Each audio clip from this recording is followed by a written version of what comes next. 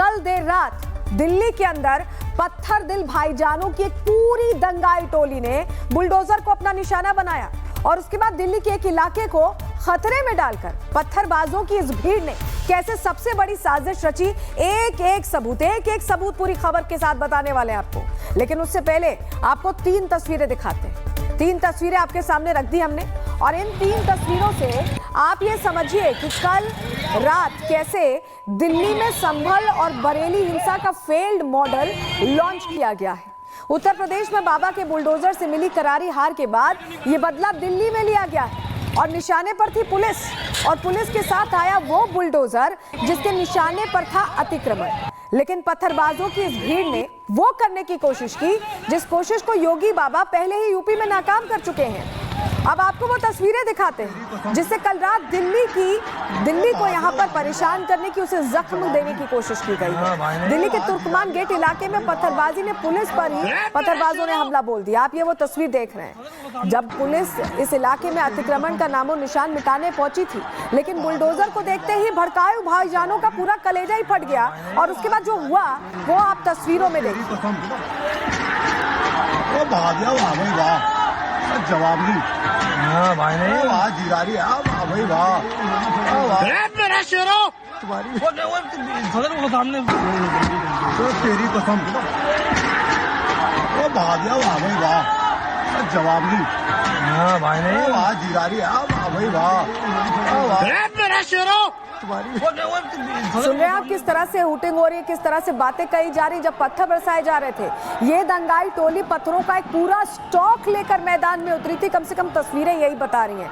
इनके निशाने पर वो पुलिस के जवान थे जो सिर्फ कोर्ट के आदेश का पालन करने पहुंचे थे। कोर्ट के आदेश के बाद ही तो पहुंचे थे, लेकिन संविधान को ना मानने वाले इन दंगाइयों ने किस तरह पुलिस पर ही हमला बोल दिया, आप तस्वीरों में देखिए।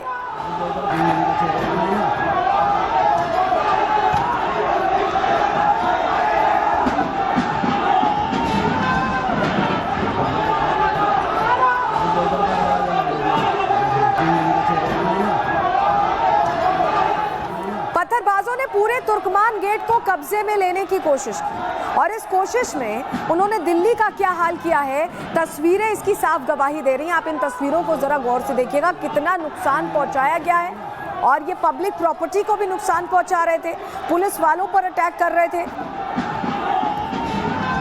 और अब इन पत्थरबाजों का देर रात ही इमरजेंसी ट्रीटमेंट करने के लिए किस तरह से पुलिस तैनात रही, तस्वीरें आपको दिखा रहे हैं। आप देखिए पुलिस ने तुरंत मौके पर हालात संभाले और कैसे आंसू गैस के गोले छोड़े गए, ये देखिए।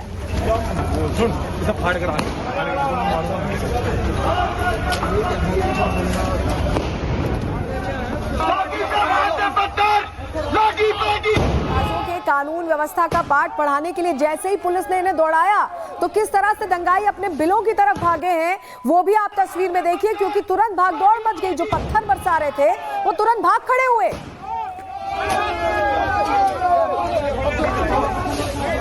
और देखिए आंसू गैस के गोले भी छोड़े जा रहे हैं क्योंकि ये मनमानी पर उतारू थे और ऐसे में इनका ट्रीटमेंट किया गया है कायदे से। पुलिस की लाठियों ने इन दंगाइयों की लोकेशन किस तरह बदली है और कैसे ये दंगाई अपने पत्थर समेट कर भागे, ये तस्वीर इसका सबूत है। आपको एरियल व्यू से दिखा रहे हैं, टॉप एंगल से। आप देखिए जैसे ही पुलिस ने लाठी थामी, जैसे ही पुलिस ने आंसू गैस के गोले छोड़े, तुरंत ये दंगाई भाग खड़े हुए वहां से और उससे पहले उपद्रव मचा रहे थे। देखिए पत्थरबाजों की ये टोली कल रात अचानक से प्रकट नहीं हुई है, बल्कि ये पूरी तैयारी के साथ दिल्ली की गलियों में छिपे बैठे थे। तुर्कमान गेट पर पुलिस और बुलडोजर को साथ आता देख ये दंगाई किस तरह बेकाबू हो गए और आधी रात में इन दंगाइयों का पुलिस ने कैसे इलाज किया है, आपको दिन के उजाले में इसका रिजल्ट दिखाते हैं, देखिए। अवैध अतिक्रमण हटाए जाने को लेकर पुलिस की टीम इस स्पॉट पर पहुंची थी तो माहौल कितना ज्यादा जो है वो तनावपूर्ण था।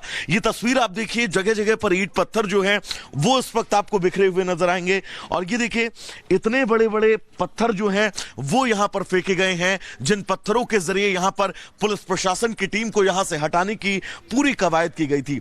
ये तस्वीर आप देखिए, ये मस्जिद का दरवाजा है। इस मस्जिद के दरवाजे के ठीक सामने जो स्कूटी खड़ी थी, जो गाड़ियां खड़ी थी, ये सभी गाड़ियां इस वक्त आपको पूरी तरह से गिरी हुई नजर आएंगी और यही वो जगह है जिस जगह पर पथराव हुआ था। ये देखिए, इतने बड़े बड़े पत्थर जो हैं वो पुलिस की टीम पर पत्थरबाजों के द्वारा फेंके गए थे।